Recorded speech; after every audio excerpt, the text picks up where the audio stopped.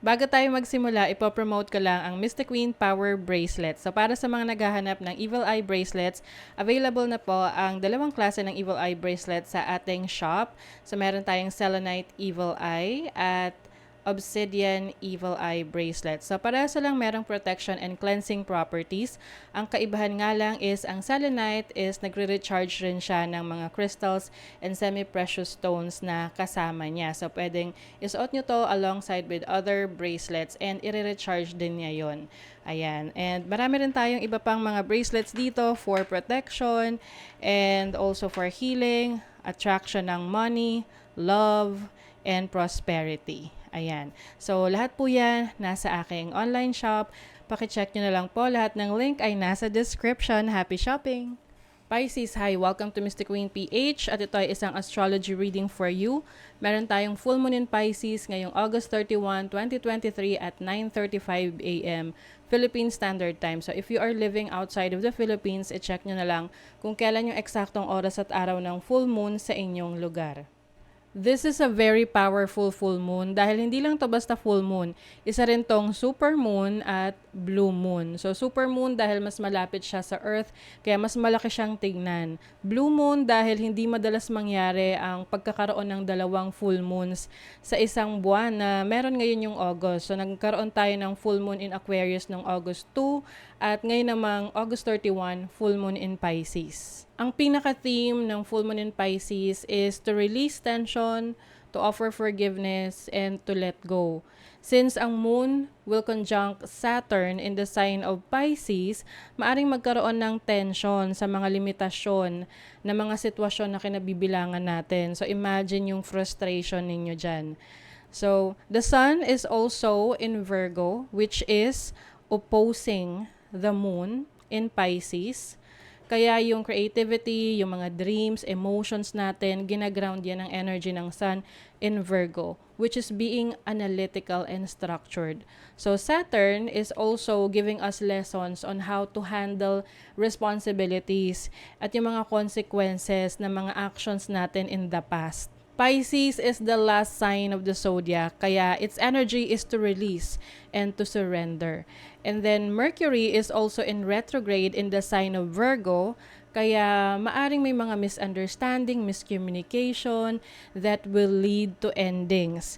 Kaya it's time to rethink, reassess, and i-review nyo muna yung mga bagay na hindi na nakakatulong sa inyong growth. And any toxic situation will be released in this lunation. This may resonate for Pisces Sun and Moon, especially sa mga Pisces rising.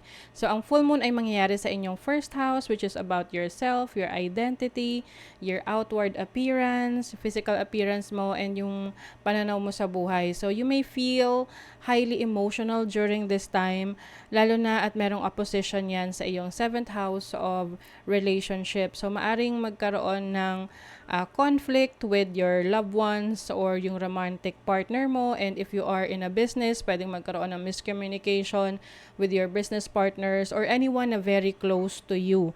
Lalo na kung meron silang ini-impose na certain rules, no? Let's say rules sa relationship ninyo or rules sa business ninyo, sa partnership ninyo. So, maaring magkaroon ng miscommunication, lalo na if you are feeling creative, tapos meron kang gustong gawin, subukan, and some people might kukontra sa'yo sa mga gusto mong gawin. So, you may feel restricted or limited sa mga gusto mong gawin. So, maaring magkaroon yan ng conflict, no? Especially with your relationships. Yung mga, let's say, marriage, yung mga special connections mo, romantic connections. Ayan, especially that Mercury is also in retrograde. So, maging careful lang sa mga actions, sa mga sasabihin. Medyo i-filter nyo muna yung mga sasabihin ninyo para makaiwas sa miscommunication and misunderstanding. But of course, mas maganda pa rin na magpakatotoo ka sa sarili mo para mai-address mo yung gusto mong maramdaman. And eventually, kung ano yung kailangan mangyari sa mga relationships mo, eventually it will happen for your own good, for your own benefit. So, meron tong positive aspects sa Jupiter, which is in your 3rd house of communication and also your expression and short distance travel. So yung iba sa inyo maaring meron kayong travel opportunities this time. Pwedeng learning rin, meron kang mga bagong pag-aaralan, and also connecting with other people kasi meron din siyang positive aspects sa Pluto, which is in the 11th house. So yung iba sa inyo maaring may mga new friends coming in, mga new connections, and syempre may mga ile-let go rin kayo na connections that you feel like hindi na nag-serve for your highest good or for your highest purpose. And for some of you, you are going to be more mature in handling your relationships and also yung mga responsibilities mo sa buhay, no? And then, meron tong challenging aspects, no, or frustration sa inyong sixth house, which is about your health, no. So, ito yung time na medyo mag-focus ka sa iyong kalusugan, kung ano yung kailangan mong i-address sa kalusugan mo, especially sa iyong physical health, no. Mas maganda na maayos mo agad yon para makaiwas na sa iba pang problema in the future. And kung ano man yung mga gusto mong i-organize sa buhay mo, sa bahay, sa schedule mo, kailangan lang maging malinaw sa'yo yung mga priorities mo para maayos mo siya right away. Para yung mga unnecessary, pwede mo nang i-let go yun kasi hindi naman na siya helpful sa productivity mo. So, you're going to let that go. And for some of you, maaari rin magkaroon ng challenging situation sa inyong business, especially if you are partnering with someone, lalo na kung yung business partner mo ay romantically connected sa'yo or kapamilya mo or loved one mo talaga. Kaya medyo mahirap pag nagkakaroon tayo ng negosyo na nai-involve yung family member or mahal natin sa buhay kasi medyo magulo talaga yan. So maaring magkaroon ng conflict na tipong may ipaglalaban yung isa tapos yung isa meron din ipaglalaban. So pwedeng magkaroon ng issues or medyo samaan ng loob, no? And you might feel frustrated sa mga relationships mo during this time. Okay? So, let's see. Kaya nga ang energy rin ng full moon in Pisces is to forgive. Forgive the people that, may have caused you harm or forgive yourself, no, sa mga naging mistakes mo in the past. And yung pagkakaroon ng responsibility, no? You take responsibility for your actions. Let's see what else. You have the Six of Wands.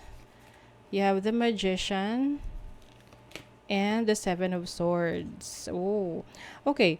So, ang nakikita ko rito is yung merong mga positive energy sa'yo pagdating sa exposure mo sa maraming tao. So, example, you are a social media influencer, you are living, parang yung career mo related sa public life. So, I think you're going to gain admiration, popularity during this time, especially that you are using your talents and skills. Lalo na kung pagtutuunan mo talaga yun ng pansin.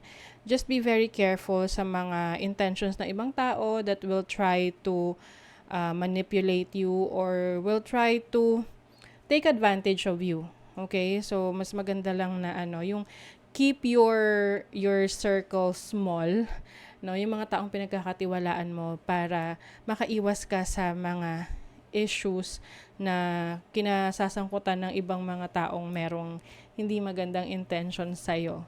And I also see you na mas pinalalakas mo, mas ini-improve mo yung iyong talents, yung skills, yung abilities mo. At yan yung magdadala sa'yo sa success, sa fame, and recognition. So people will recognize your talents, your skills. Just be careful sa mga doble cara na mga tao na makikilala mo. And I think naman na meron kang malakas na pakiramdam sa mga ganyang klaseng tao. And you will be able to protect yourself from these energies. Okay, so let's get some self-care cards for you, Pisces. Change course.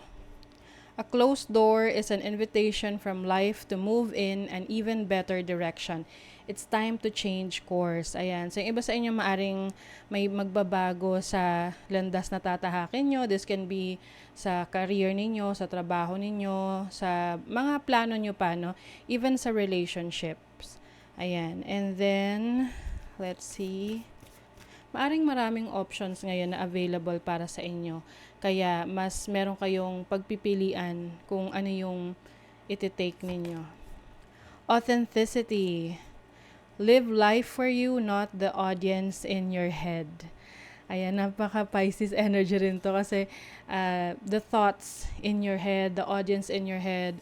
So, maaring ito yung time na mas magpapakatotoo ka sa sarili mo na you don't need to please other people para lang ma-accept ka, tanggapin ka nila. So, for you, mas maganda na nagpapakatotoo ka, no? At tinatanggap ka for who you really are, for being authentic.